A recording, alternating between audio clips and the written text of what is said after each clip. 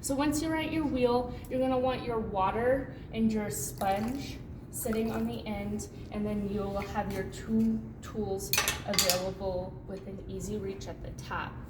What you're gonna do is you're gonna take your clay, bottom side down, you are going to put it as centered as possible. There's these little rings to help you. So you're just gonna like kind of slam it down kind of gently, right? And then you're going to use the foot pedal to spin it. Start out really slow, and then I always seal it down with my finger just to make sure it doesn't move. Okay, so there's like a seal. Once you have that, you are ready to really start spinning your wheel fast. The further you push the foot pedal down, the faster it'll go, and then you will let up for it to spin. I recommend never ever spinning it as fast as it will go. You don't really ever need it to go that fast. So we're gonna start with what's called centering. So you are going to grab your sponge and you're gonna squeeze out a majority of the water, keep some in there, and then I kind of just squeeze some water over it to get your clay wet. Okay, I'm gonna speed it up just slightly, and then you're going to start centering. So what you're going to do is you're gonna brace like your elbow up against your knee that's not on the pedal. Okay, and you're going to start forcing the clay to be as centered as possible. Okay, if your clay's not centered, then it's gonna come out crooked in the end. This is the hardest step. If you mess up this step, you kind of mess up the rest of the steps. Okay, this can take several minutes. If you get clay stuck on your hands, you can just scrape it off and put it onto the basins. So I tend to push down with like my top hand, and I push in with my hand up against my knee. So down, down, down, and when you're ready to like center it up, I tend to re-wet my sponge, and then I will push in with both hands. Up, up, up. Okay, you're gonna do this quite a few times to try to get it as all of your clay onto the center of the wheel. You're going to get like this slippy, super wet clay pretty much everywhere on your hands, pretty much from like your wrists up. It's going to happen. So probably don't wear a long sleeve shirt when you're doing this.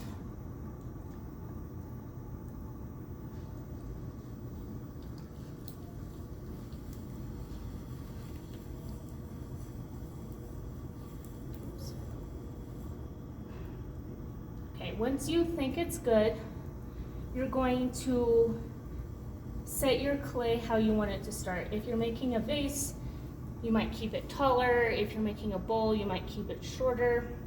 It's really up to you to decide how you're going to start it. So if you think that's good, we'll start with the opening.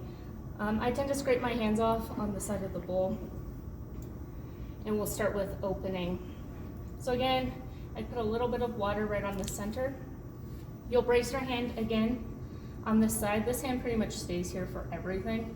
And you'll use your other hand and start pushing down in the center. Okay, you don't want to go all the way down until you touch the metal, but you want to go down until you think you have like enough for the bottom of whatever you're making. It's really hard to gauge, but you're gonna want like 1/4 of an inch or more at the bottom. It's better to have too much at the bottom than not enough.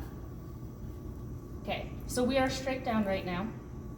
Okay, now we're going to make the bottom wider. So I tend to put a little bit of water into the center, and then you're gonna keep this hand on the outside and this one on the inside, and you are going to push your hand, your inside hand towards the outside.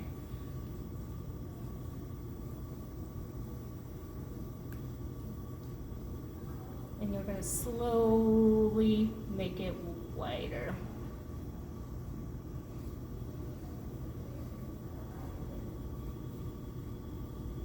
Okay, once you get the bottom about how wide you want it for what you're making, I'm just gonna be making a mug, so I want it not to be huge.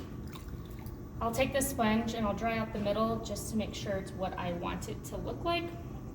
And I might be like, yeah, that's pretty good. Then we'll start pulling it up to make it taller.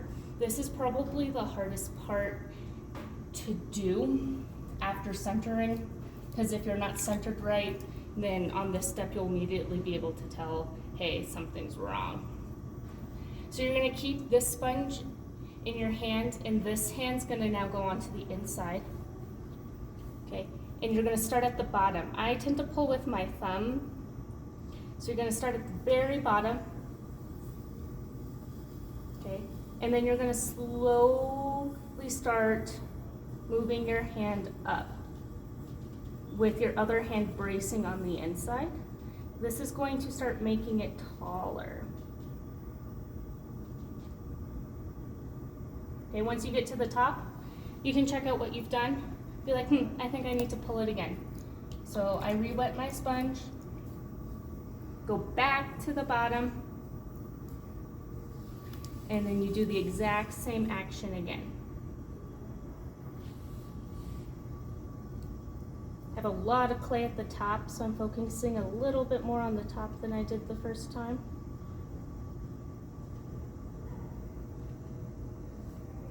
And then you're slowly forming your bowl, mug, vase, whatever you're making. Okay, again, you want to keep things on the thicker side. If you get things too thin and you like puncture through, we can't really fix it. You're gonna have to start over.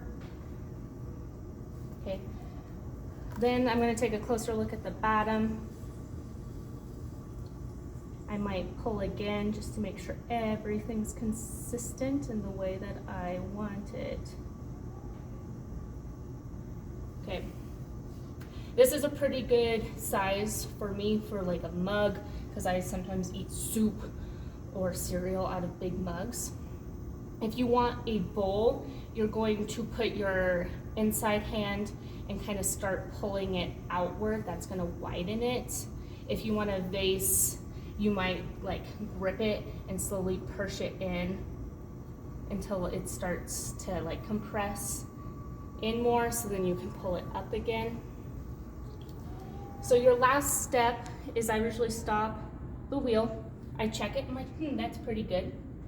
So then I'm gonna start spinning it again.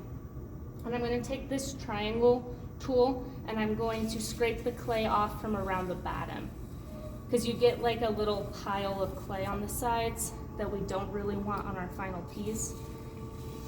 Okay, this helps make the bottom of your bowl or mug or vase more practical and not as sharp.